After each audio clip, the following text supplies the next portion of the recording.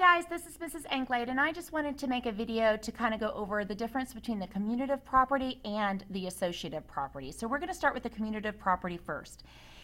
And basically what the commutative property says is that when I change the order of the addends when I add, or the factors when I multiply, it doesn't change the sum or product. So for example, I have two examples written here, one for adding, one for subtracting, or one for multiplying, sorry. So if I start with 3 plus 2 plus 6, the commutative property says that I can really add those in any way that I want to and still get the same sum. So watch what I did. Instead of this 3 plus 2, I did the 2 plus 3. You'll notice that I still get 11. 3 plus 2 is 5 plus 6 is 11, and I still get 11 over here, but I just switched the order of the numbers around, and that's what the commutative property says. Same thing for multiplication. So right now I would take 7 times 2 times 3, which is 14 times 3. But I could switch any of my factors around. I wouldn't have to just switch the 2 and 3 around. I could switch the 7 and 2 around. But I could take 7 times 3, which is 21, times 2, and still get 42. Okay? So there's several reasons why you do that. Let me show you with the commutative property why that's beneficial. Let me show you one with adding. 6 plus 8 plus 4, right? Right now, the way that it's written, I would just take 6 plus 8 is 14, plus 4 is 18. But there is, I always like to look for 10s or 20s or 30s or whatever. So here's what the commutative property says. What if I switch that 8 and 4 around?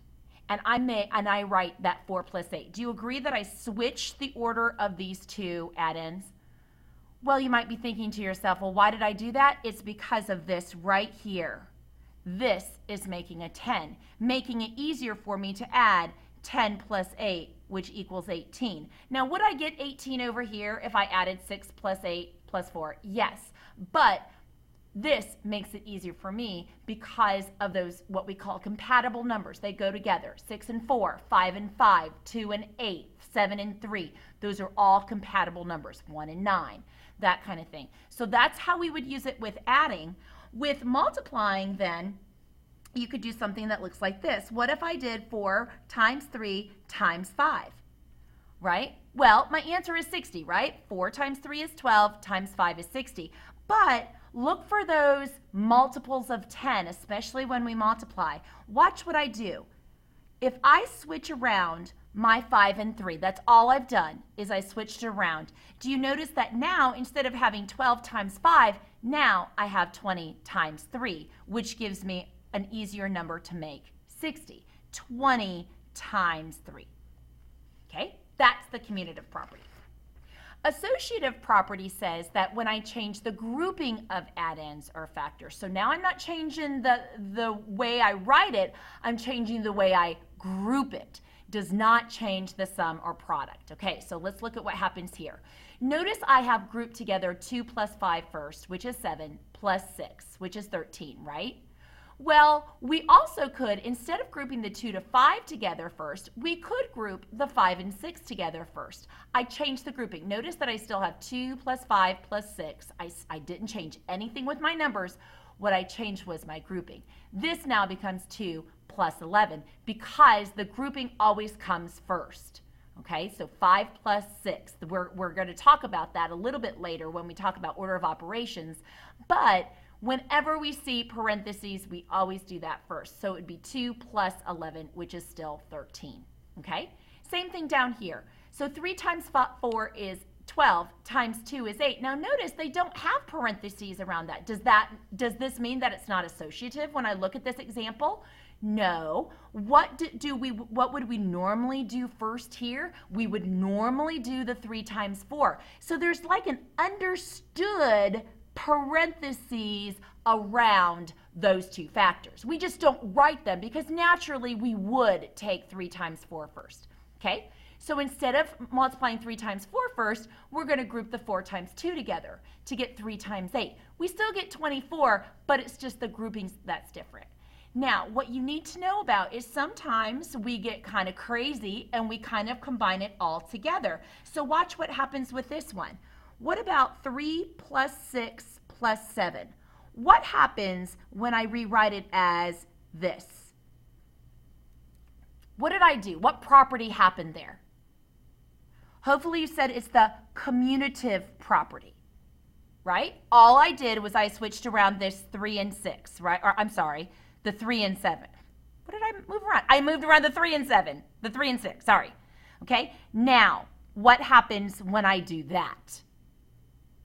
What's my grouping originally? My grouping is originally that I'm going to add the first two numbers. But what happened when I grouped this together? I used the associative property. So it went from being this, right? That's the commutative property, to this. Do you see that that's the associative property? So sometimes we're going to combine the commutative and the associative together. Okay, so we went from this, which is, remember, it has that imaginary grouping symbol because that's what we would do first. And then we're going to change those grouping symbols to be that. Why is that important? Because look what happens. It becomes an easier problem, which is 16. Okay, let's take a look at another one. 5 times 3 times 2. What happens when I write it as 3 times 5 times 2? What property is that?